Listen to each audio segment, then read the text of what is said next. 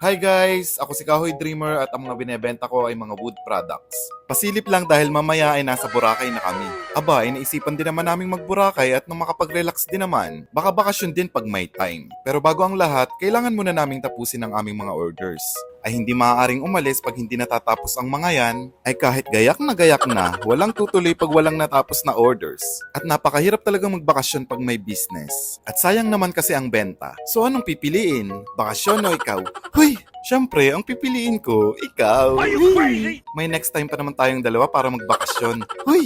At alas 5 pa nga ng umaga ay nagbabalot na kami para mas maaga din namin mapapick up sa mga riders. At hindi nga namin ito matatapos agad kung magsisimula kami ng tanghali na. At maiiwan nga kami ng eroplano pag hindi namin natapos ito. At sayang naman ang bayad sa ticket pag naiwan. At sabi nga kayo'y dadalhan na laang, kayo'y totoong sumama pa. Huy, hindi! Papasalubungan na nga ng keychain, ayaw nyo pa. Huy! At ito nga't naglalagay naman kami ng sulignum. At lahat nga ng mga wood products namin ay treated na pangontra anay. At lahat ng mga yan ay assembled na at ready to install. At huwag kayong mahihiyang magtanong kung may right med ba nito. Huy! At ito nga't sasakay na kami ng eroplano. At kasama ko naman ang buong pamilya ko. At sobrang excited nga ng mga pamangkin ko. At first time nga nilang may experience kung paano sumakay ng eroplano. Nagtanong nga sila at bakit daw mausok. Sabi ko ngayon nasa langit na nga tayo.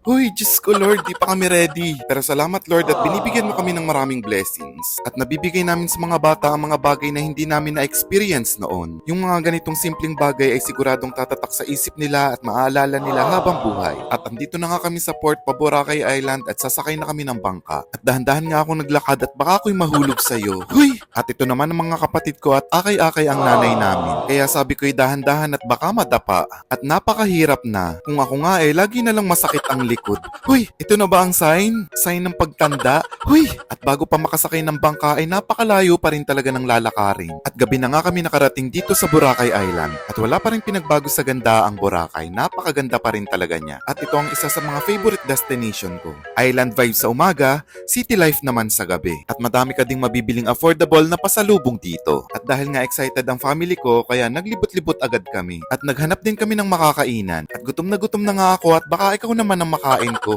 Huy! Dahil sobrang full na nga ng storage ng phone ko, pati yung pagkain namin ay hindi ko na na-videohan.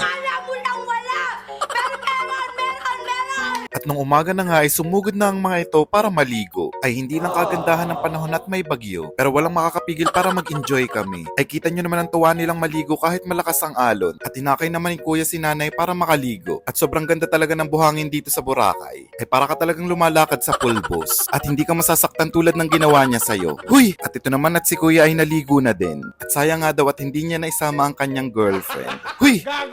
At ayan na nga ang batang makulit ayaw nang umahon sa pagliligo. Kaya sabi ko ang kulay natin ay ganito na at baka tayo hindi na lalong makita sa dilim. Ay kahit anong aya naming umuwi muna ay ayaw dahil siya daw ay enjoy na enjoy sa pagliligo. At dyan na lang daw kami sa Boracay tumira. Wag na daw kami umuwi dahil mas masaya daw dito. Ay kahit gustuhin ko man ay wala tayong pera. At nung gabi nga ay nag-chill na lang kami sa tabi ng dagat. Bumili lang ako ng fries at milk tea. At napakasarap talaga tumambay pag ganito naman ang iyong view. Ay talaga naman ngang gugustuhin mo na lang tumira dito. At nagstay kami dito sa Boracay ng 7 days. At talagang sinulit naman namin ang pamamasyal dito. At napakagastos lang talagang magstay ng matagal dito sa Boracay. Pupunta kang masaya pero uuwi kang malungkot. Huy, hindi! Pero ang importante naman ay naging masaya ang pamilya. At kinabukasan nga ay binaon namin ang makulit na batang ito sa buhangin. Ay gusto daw niyang magka-ups. Kaya ayan, sige, pagbigay ang gusto. Ay kita nyo naman ang pagkakangiti at tuwang-tuwa. At hindi ko na nga maisasama sa vlog na to ang lahat ng kaganapan. Baka abutin tayo ng 1 oras bago matapos ang vlog na to. So ito na nga at tatapusin ko na. Thank you sa panonood. Bye-bye!